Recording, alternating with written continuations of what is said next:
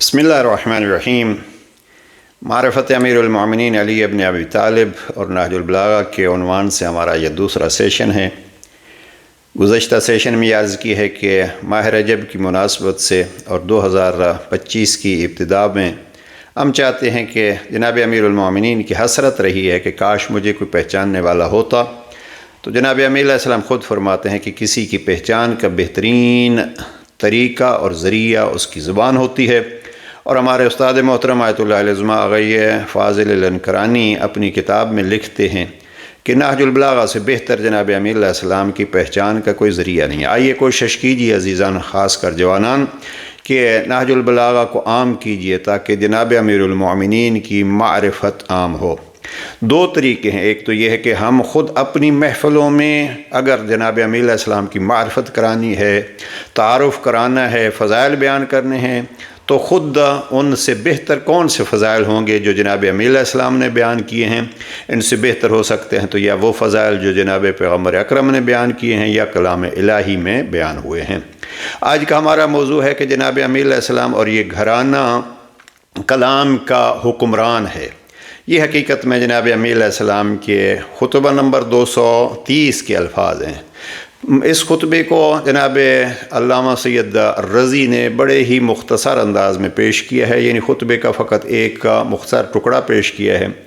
واقعہ یہ تھا کہ جناب امیر المومنین کے ایک بھانجے تھے، جناب امیر علیہ السلام اور جناب ام ہانی کے فرزند جعدہ ابن حبیرہ مخزومی۔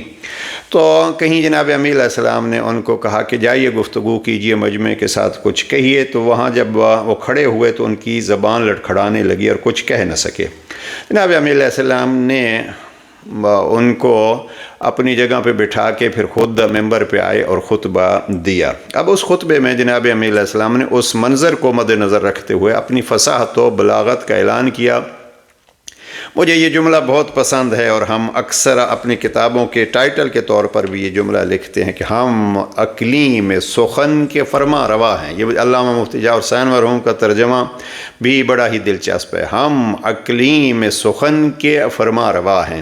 اردو دان طبقہ اس کو بہتر سمجھ سکتا ہے کہ اس میں ترجمے میں کتنی خوبصورتی ہے۔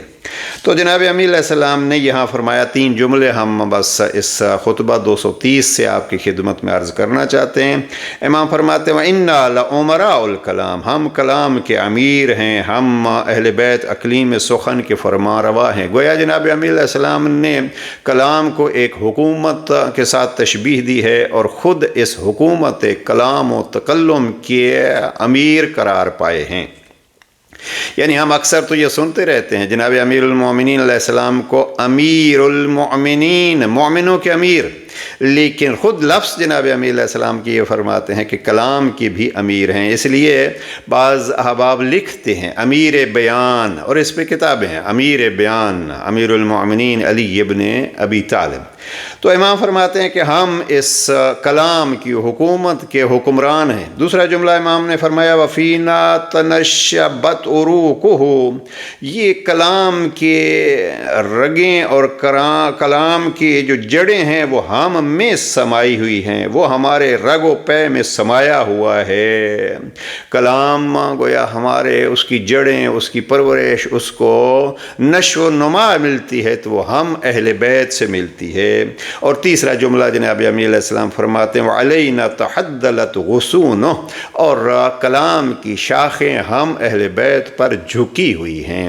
تو یہ تین جملے، ایک ایک جملہ عظمت امیر المومنین کا اور کلام امیر المومنین کا ایک بہترین شاہد ہے۔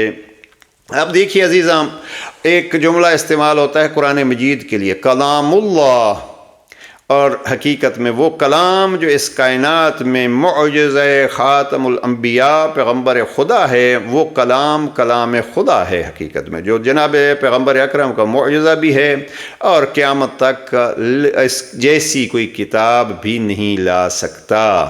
اب ہم ان دو جملوں کو کیسے جمع کریں گے؟ بالکل مختصر کر رہا ہوں گفتگو۔ کلام عظیم کلام خدا ہے، وہ معجزہ مصطفیٰ ہے۔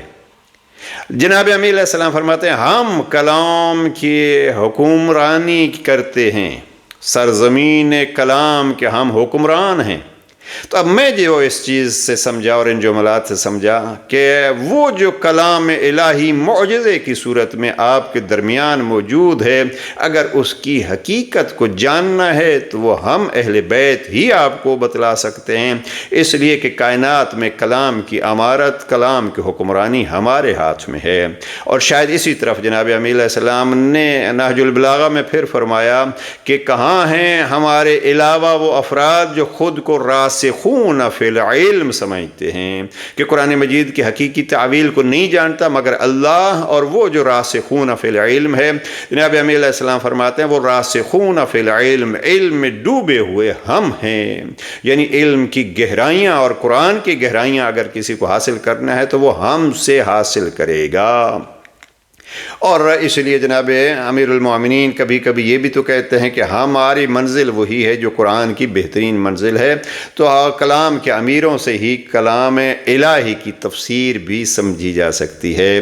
رجب کے حوالے سے ہم معرفت جناب امیر علیہ السلام پہ گفتگو کر رہے ہیں، اور آئیے ہم اس کلام کے ذریعے سے کوشش کریں کہ کلام الہی کی گہرائی میں اتریں، بلکہ جس کو جناب امیر علیہ السلام فرماتے ہیں قرآن مجید کے بارے میں ظاہر ہو انیک و باطن ہو عمیق، قرآن کا ظاہر خوبصورت ہے اور اس کا باطن بڑا گہرا ہے۔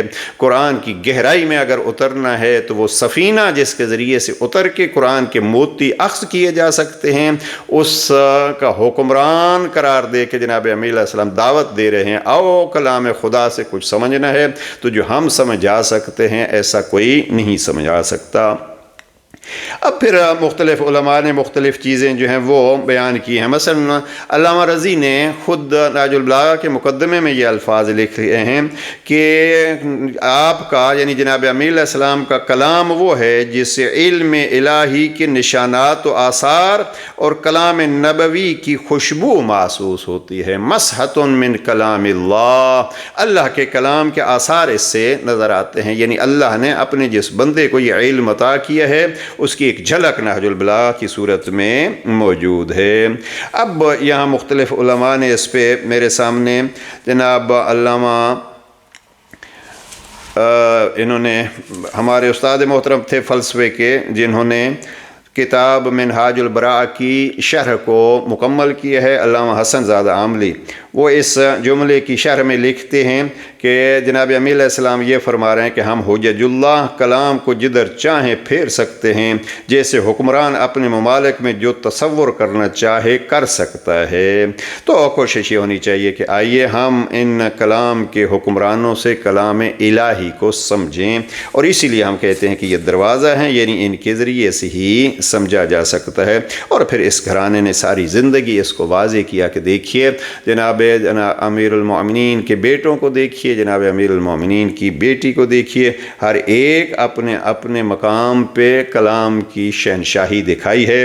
ایک بڑی مشہور اور بڑی اچھی شرح ہے جو 14 جلدوں میں ہے، بحج الصباغہ، اس کی جلد نمبر 3 میں علامہ تستری لکھتے ہیں کہ گویا یہ ثبوت ہے، لو سنیت لی الوسادۃ، اگر میرے لیے مسند بچھا دی جائے تو میں اہل تورات، انجیل، زبور، قرآن کو ان کی کتابوں سے فیصلہ دوں گا، یہاں تک کہ ہر کتاب بول پڑے گی کہ جو علی نے فیصلہ کیا ہے وہی ہے جو خداوند نے ان کے درمیان رکھا ہے۔ تو یہ ہے کلام علی جو کلام کے امیر ہیں۔ ہمیں کوشش کرنی چاہیے کہ کلام خدا کو سمجھنے کے لیے اس کلام علی کو عام کریں تاکہ معرفت علی بھی ہو اور معرفت کلام خدا کا حق بھی ادا ہو۔ السلام علیکم ورحمۃ اللہ۔